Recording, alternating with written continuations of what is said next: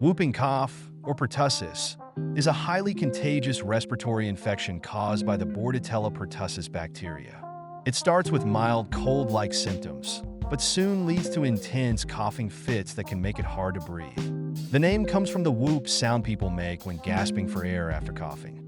It's especially dangerous for infants, who can suffer serious complications. Vaccination is key. Getting the DTaP vaccine protects children, while TAP is recommended for teens and adults.